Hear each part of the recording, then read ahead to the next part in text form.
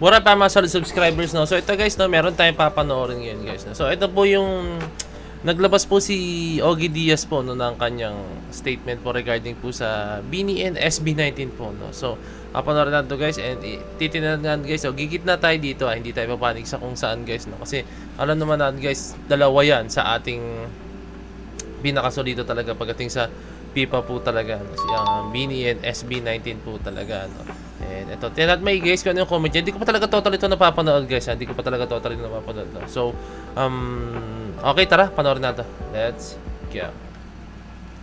So, yun daw concert ng BINI. Sabi sa akin ng ating source medyo mahina. Pero malay nyo naman, biglang umalago ang ticket selling ng BINI. Yes! Katulad na sa Dubai nila na eh. Okay. Punong-puno din. Oo nga. Dami, successful. Successful, no? Diba? Kaso parang di masyadong masaya yung ibang nanood. Bakit? Kasi daw na walang malaking LED screen sa both sides ng stage. Kaya yung mga malalayo yung ticket doon sa stage, parang hindi na nila napanood ng maayos. Kailangan doon nilang i-zoom yung mga camera nila para lang makita.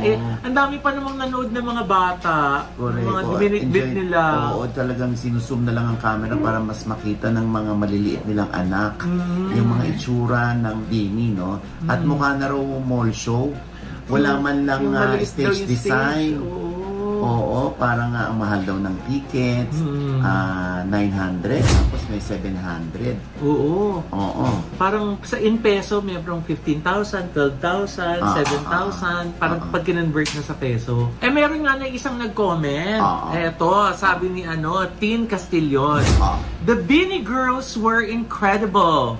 Vocals, dancing, stage presence, pure talent and heart on stage. The technical and production were poor. There was only AVP and short music video throughout the entire concert. No LED screens on both sides or live cam on stage. No front act. No solo or duet prod like in PH or Canada. Stage was so plain and dry. Kids in the crowd couldn't even see them properly. Premium pricing, premium expectations. Yun, sabi nga. Oo nga, kakaloka. Pag ganyan ba, wala bang say yung management ng BINI tungkol dun sa production design nung yung stage design? Alam mo, meron nga nag-comment dyan, Loy, na dapat daw, conscious na ang BINI management sa kung ano yung kalalabasan ng show ng kanilang mga alaga. Para daw hindi nagre-reflect ito sa mga bata. Parang racket na lang ba ito? Dapat daw lagyan ng design, lagyan ng puso, diba? Talagang bigyan daw ng pagpapahalaga, bigyan ng atensyon ang mga manonood. Diba? Pero di ba pag world tour, katulad nung kay Taylor Swift, diba kung ano itsura nung stage sa isang lugar, yan din yung itsura dun sa ibang Tapusin mo na guys, bago ako magbigay ng opinion. Kaya ang mahal nung Taylor Swift. Yung Eras Tour? Oo. Talagang diba biglang dumadive siya sa stage. Dumadive pa siya, diba? Si Taylor Swift. So, yun na nga. Ang BINI ay talagang medyo disappointed ang mga Bloom. Yung mga fans nila. Kasi parang, yun lang ba yun? Para kaming nanood ng mall show. BINI. Sana ma-address yan, kasi di ba ilang pa yung mga pupuntahan nila. Nako-compare tuloy dun sa, ba't ang ganda dun sa Philippines? Ba't ang ganda sa Canada? Ba't dito sa amin hindi? Oo, nako ha. Kasi baka yun din ang isipin nila pagdating sa US tour nila. Ayun nga. Na pupuki-pukihin lang yung stage design, di ba? Yun lang. Kaya next time maging conscious ng Star Magic siguro, no? Na dapat inaalam nila ano bang ayos ng stage. Alam mo, minsan yung mga ganyan parang wala na lang choice. Akala ng grupo ng BINI ang madadala nila ay bonggang-bonggang stage design. Ang ending pala ganun, parang wala na kaming choice. Andito na to, di perform na lang. Hindi sila pwede mag-back out. Pero nanay, di ba lalo yung mga big stars may technical riders? Yes. Di ba? Yes. Ano kayo nangyari?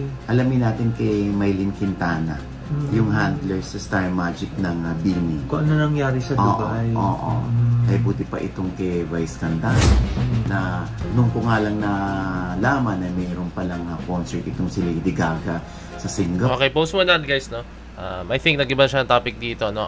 Una sa lahat, guys, na tama, sangayon ako doon sinabi ni Ogie Diaz, dito lang sa part na to, yung sinabi niya na yung management nga daw ng BINI, no?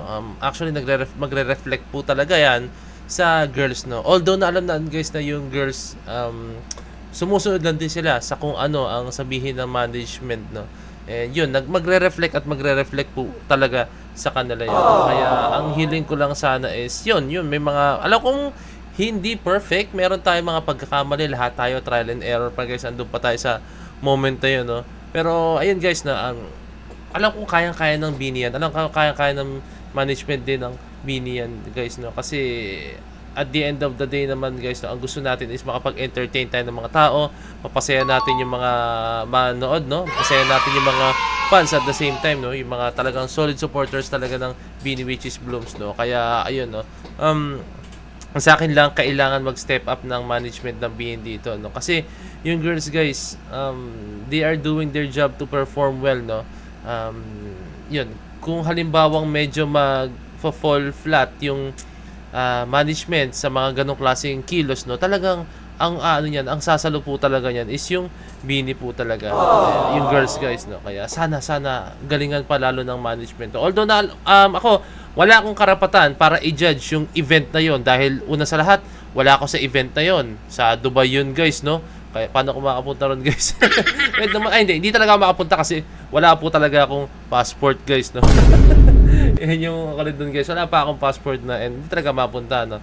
Ngayon yun, guys, kailangan talaga nila mag-step up, no? So, yun, ulitin ko ulit, wala akong karapatan na i-judge yung event, wala ako doon, and at the same time, hindi ko alam yung experience pag nanood sa event na ganapan nito, no? Kaya hindi ko alam, pero ako lang ay bumasi lang po, no, sa comment ni Ogie Diaz, no, lang, no, and hindi ko naman sinabi, guys, na talagang ayan Ben, pangit, hindi maganda. Hindi ko sinabi ganun, guys, Ako po ay gumitna lang at the same time.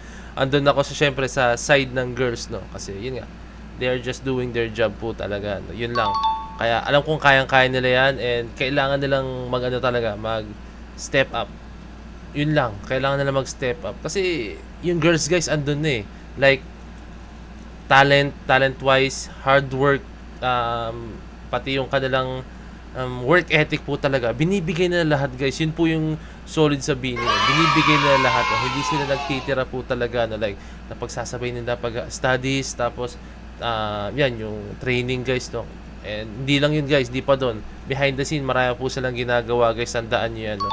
Kaya sana yung management, no, is masuklian yung hard work na binibigay din po ng BINI, no? Although nakikita natin, guys, na ginagawa rin nila yung best nila, no? Pero yun lang, kailangan nilang mag-step up for the girls po talaga yan. At the same time, para po sa mga fans po talaga, no? So kaya yan, wala kayo sa akin, kaya po yan, no? Okay? Okay, guys, no? I think sa next video na po natin i-tackle yung second part, no, which is yung SB19 naman yung tinakal ni Ogie Diaz, no? Kasi syempre mas gusto kong focus tayo sa mga bagay-bagay, no? Wag natin masyadong kasi alam ko na mangyayari dyan, guys, pag pinagsama ko sa isang video ba kung ano pong mangyayari po, guys, diba? Kaya ayun, kumbaga magkaibang issue kasi to, guys, hindi naman siya issue pero magkaiba siyang balita, no? So alam niyo naman, ayun na, meron tayong mga bagay-bagay na hindi pwedeng pigilan po talaga, guys, no? So guys, okay, maraming salamat, no? Punta tayo sa next video naman, let's go.